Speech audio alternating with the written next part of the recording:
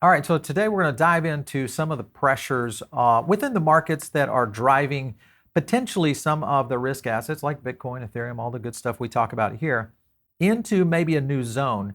Many of this will be driven by bank activity, global macroeconomics.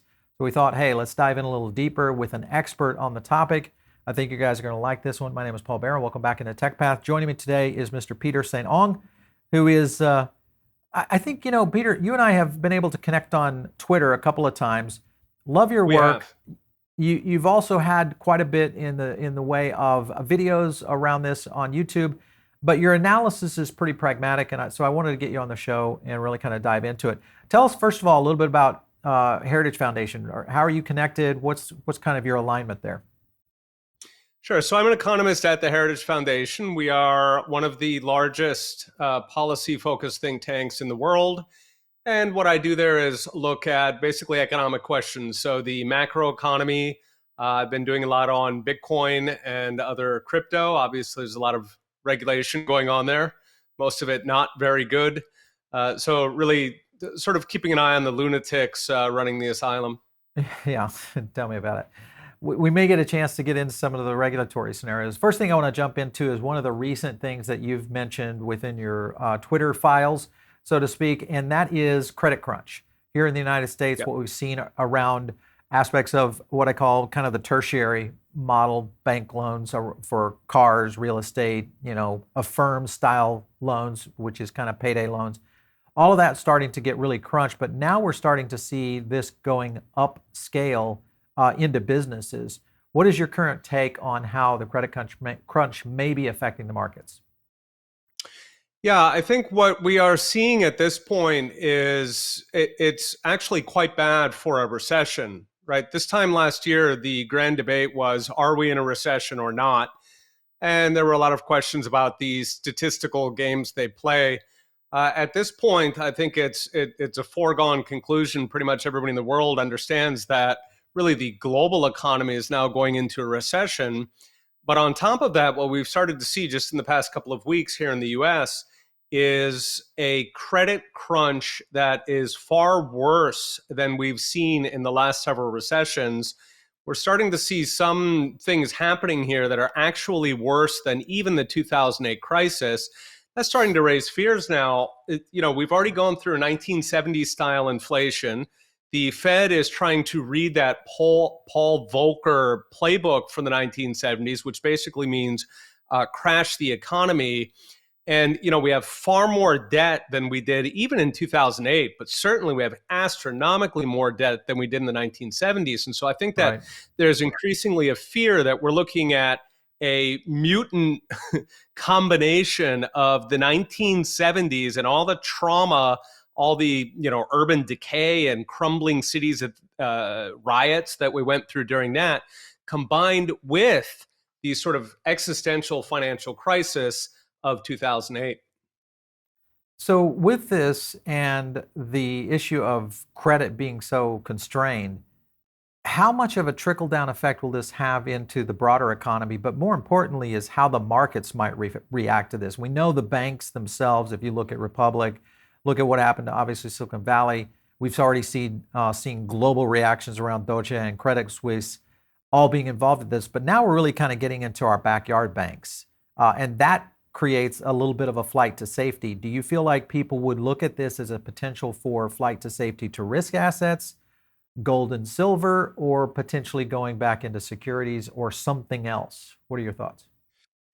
Yeah, I think it's a very dangerous time with risk assets. We are sort of in that collecting dimes in front of the steamroller moment where, because crisis gets the Fed and Treasury far more involved in the markets. And so you can have enormous amounts of money flooding in, and that can cause a lot of risk assets to really jump.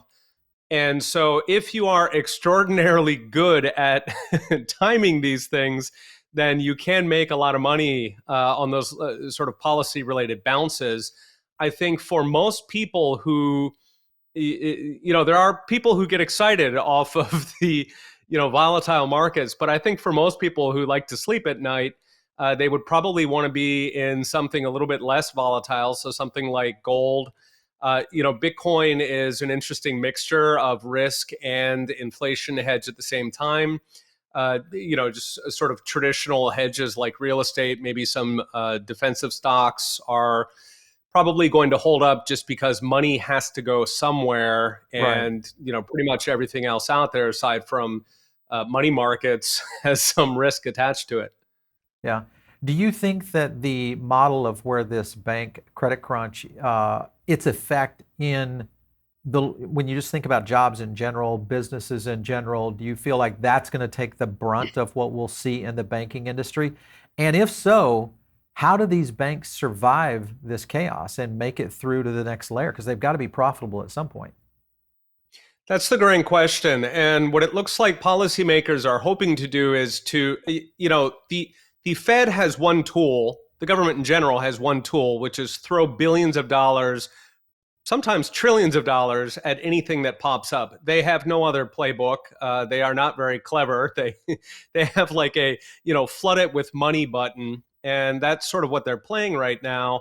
That's really what's some of these banks like First Republic. The only reason why that bank is still alive is because it has access to so much money, which of course is printed up at the Federal Reserve, and there's counterfeit currency. It should enrage people that this is happening in the first place, but there we are. And the sort of unique, sort of perfect storm, in a sense, is that the Fed is constrained in a way that it has not been in 50 years because inflation is still rampant.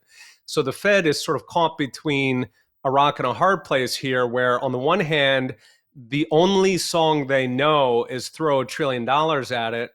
And on the other hand, they are deathly afraid of this inflation. If that keeps going, what they're afraid of, what the sort of worst case scenario for the Fed is that people get so angry at the inflation that they put two and two together, and then the Fed loses its independence. Right. So the Fed has a lot of choices to make in the next 6 months. This is going to be a critical time period, too. This could be one of the most historic time periods. And when you think about just the economic impact on what could be a 10, 20, or even 30-year cycle that we're about to roll into. Back to your point on First Republic, this was just a tweet over here by Bonfreak. He was talking about the FDIC had tens of billions to sell. First Republic wants to sell 100 billion. No banks are buying, so only money managers. Nope. This is not going to work right now on this. So back to your point, do you feel like First Republic, not saying that they could be one that could topple, but could we see another bank failure here in the U.S. that would be significant?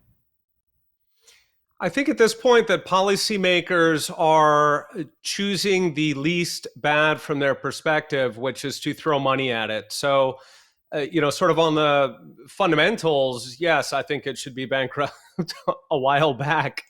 It should already be gone. But policymakers, I think, have made a choice to throw money at it, and I think what they're gambling on is that they're going to get a 2008 style outcome rather, where they throw trillions into the system and banks hold on to that money, right? And so it doesn't leak out into the kind of inflation that embarrasses the Federal Reserve. So I think that's what they're gambling on. But, of course, we're in uncharted territory here because 2008 was happening during a very benign inflation environment. And so in this kind of environment where people are sort of woke to the dangers of inflation, when you talk about double-digit inflation, this is no longer science fiction talk like it was back in 2008. I think that there are a lot more risks there. All right, so this is something that I wanted to take a look at. Credit Suisse reported 68 billion in assets leaving their bank in the first quarter. So outflows continuing fairly significantly. Where is this flight to capital going? Because I look at gold's price; it's maxed out right now around the $2,000 mark and has kind of adjusted sideways a little bit, and that's had significant, movement. You also look at Bitcoin. If you look at just the chart here, I'm going to just jump from right back here in January, end of January, and you look at the growth of where we are, even at currently trading at 27.5 or so, 65% right now in terms of increase since the first of the year. So between gold, Bitcoin, is this where those flight to safeties are occurring?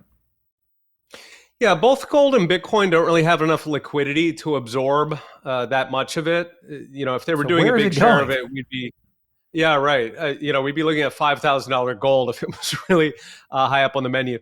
Most of this, at least in the U.S., is going to money market funds, Yeah. and that's interesting because it introduces a sort of paradoxical deflationary impulse, right? Because as money Hmm. comes out of the banks and goes into the money markets, of course, money markets are not fractionally reserved, and so not necessarily immediately, but over time every dollar that comes out of a bank and goes into a money market gradually takes about three additional dollars out with it. Right. And so, I think the Fed is aware of this. There is some discussion about deflation. Now, if there is, we could, as ironic as it sounds, get sort of a temporary bout of deflation here. But I think that, and we've seen a number of people sort of excited about that prospect.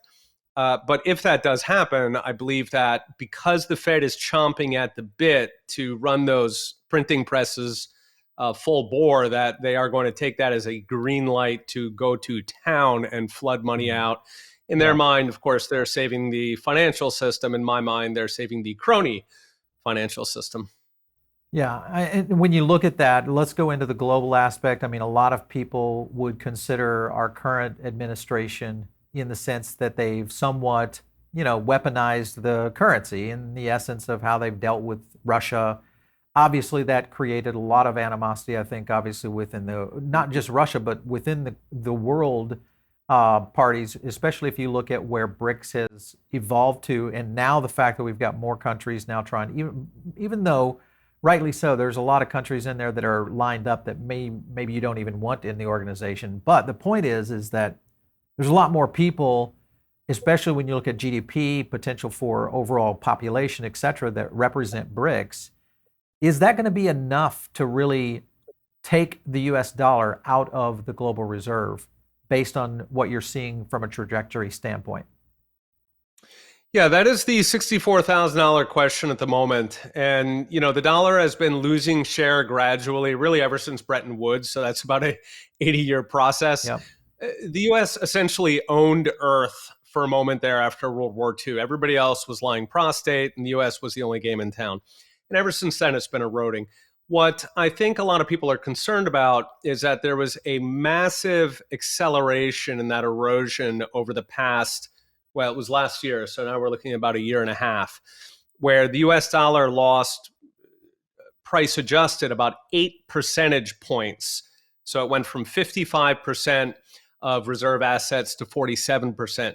For that to happen in 1 year is really a sea change. And what it looks like has been driving that is, something that was poo-pooed when it first happened, which was the sanctions.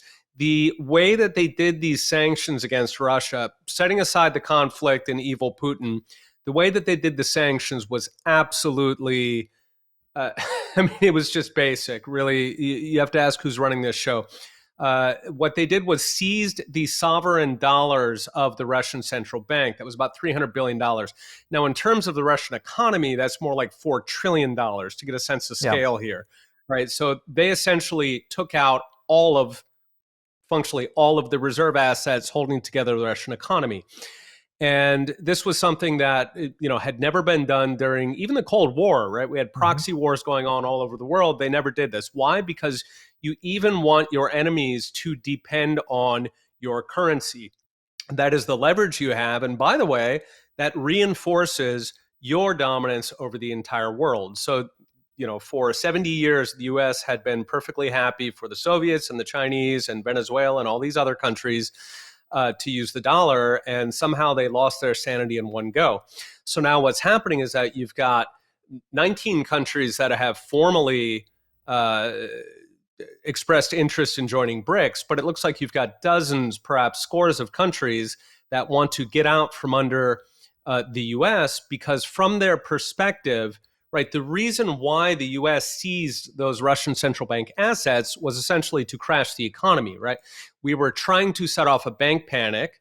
And presumably that would lead to mass unemployment, Right. to economic collapse, to perhaps riots. And so other countries look at that and they ask, well, what if we're next? What if the US doesn't like what we're doing? This administration has been very, very vocal about the many things that it might punish countries over, whether it's climate or LGBT policy or fill in the blank.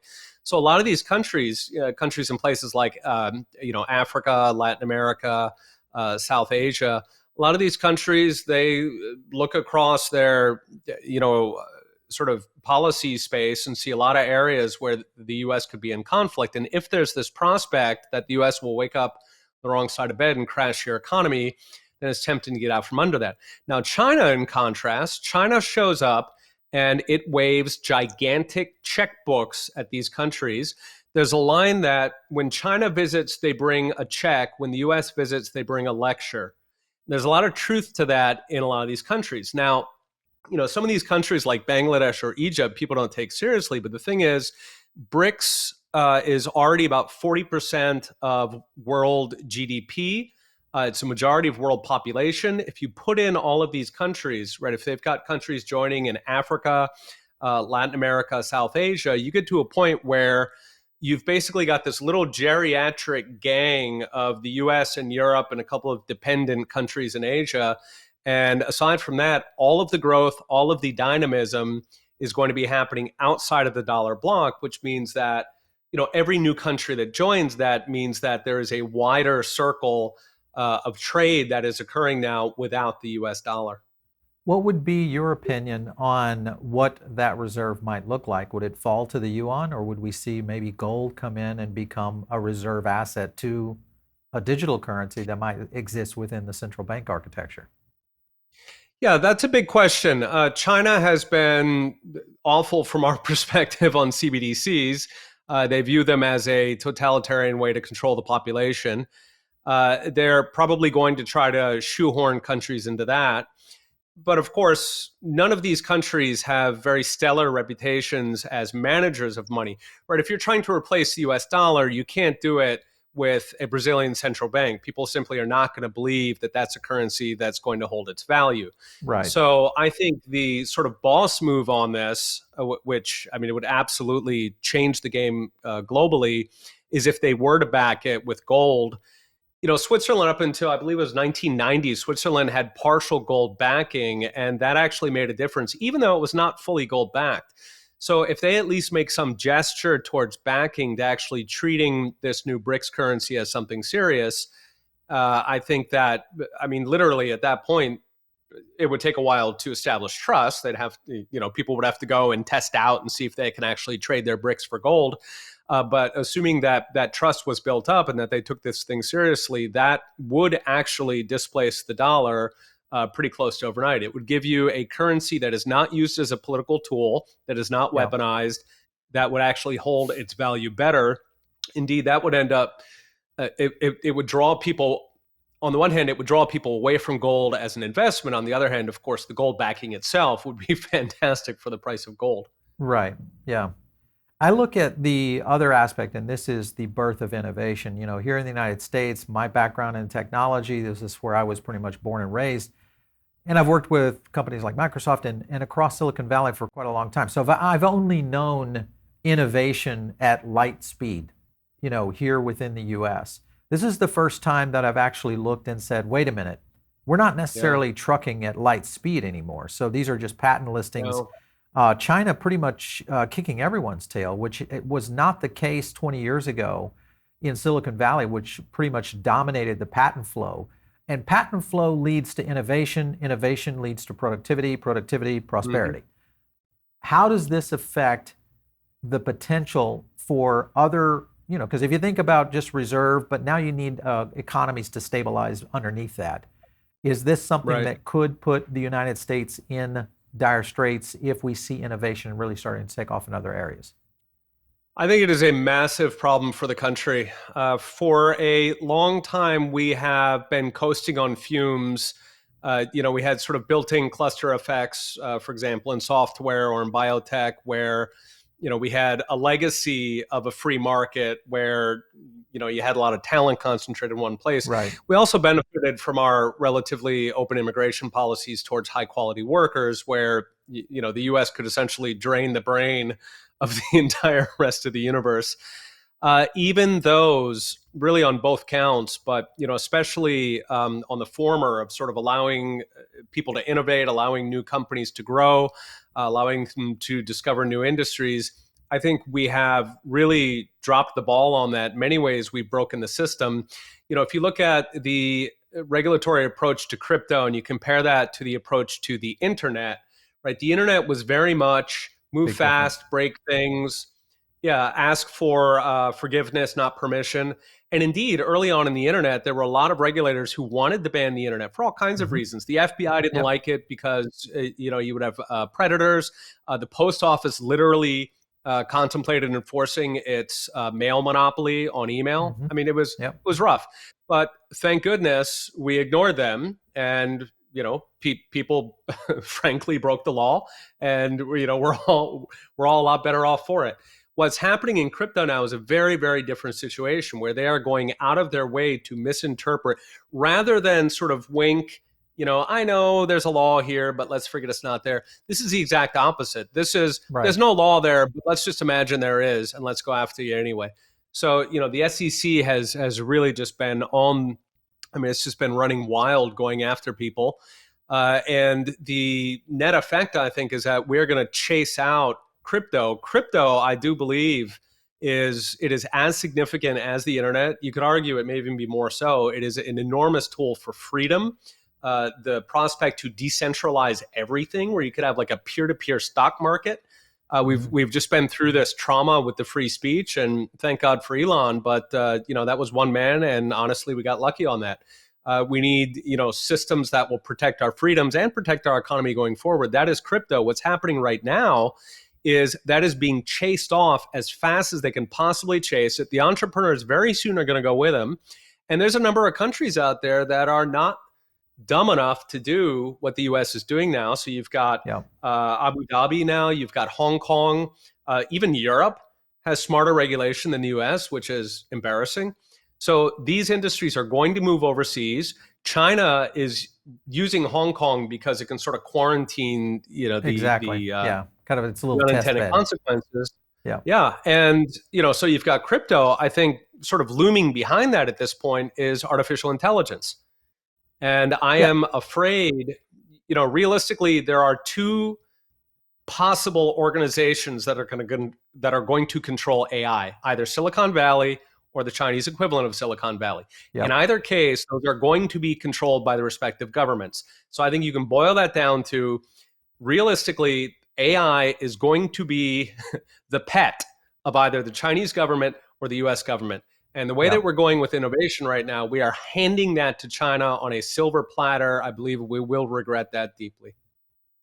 I was looking at just the profits for S&P 500 tech companies. This, of course, coming all the way from Q1 21 to where we are right now. You can see the fall off is significant here. Tech has been one of the cash cows for a lot of the political action committees, the PACs that really much fund the government and a lot of the participant lawmakers. When they realize that this may dry up and we start to see AI really become an issue, now granted, Bard and OpenAI definitely leading the pace, but if we don't continue to foster this kind of innovation and growth, development is still a problem, meaning I got to have developers, I've got to have the laws to be able to do this. If I'm pushing innovation away, or we start to see other partnerships going in that direction, do you think it's finally going to take just money not flowing into DC to actually get some regulation that makes sense? I think it is possible. The politicians are not going to do it on their own. I think the politicians, even though they should, they do not stop things collapsing, not on their own. What Yeah. it would take is some deep pocketed tech company, for better or worse. FTX was the model here. FTX was extremely proactive about funding, bribing politicians. Now, I don't like what they were pushing, but honestly, that's the only possibility, is that some firm gets really involved and pushes for specific sort of exemptions on innovation. Now, of course, the problem there is that that takes a very deep pocketed firm, and Right. no venture capitalist is going to fund that for some prospective industry that doesn't exist yet, and that they're not even sure that they themselves will capture. So to the extent that we see sort of political pressure to exempt particular industries, yes, we may see that from existing tech giants. I do not think we're going to see that in areas like AI or crypto. Yeah, this is going to be a one that we're watching very closely. Because I look at it in the sense that these are two critical advancements in technology for the human race that are Yep. probably going to shift the cycle of these 50-year moves that we see in technology. We saw it in the Yeah. evolution of the internet. We saw it in mobile and social, biotech, et cetera. What we're about to see, I think, may dwarf in comparison Yep. for the option and growth of what we could see, which will accelerate everything, medical, space travel, you name the area, and we're going to see some pretty significant moves. Peter, it's been great Yeah. having you today. I definitely want to get you back in on our show. We'd love to do some deep dives, maybe do a live stream with you, and really kind of as the markets start to trend, we see more activity happening. We'll definitely stay in touch, but thanks again for stopping in. We appreciate it. Of course, it's been a pleasure. Looking forward to next time. All right. So you guys are tuned in, maybe over on the podcast side of things. Make sure and jump in over here on the YouTube channel. This is the place where you can catch everything. If you're not part of our Diamond Circle, this is also the number one thing you can do to get connected with us. It's our own private email list. We do a lot of additional content. My own personal podcast is in there. I just did a big episode on this very topic that kind of expands even more than what Peter and I were talking about. So make sure and join it. It's very easy. Click the link down below if you want to catch me. It's out there on Twitter @Paul Barron. We'll catch you next time right here on TechPath.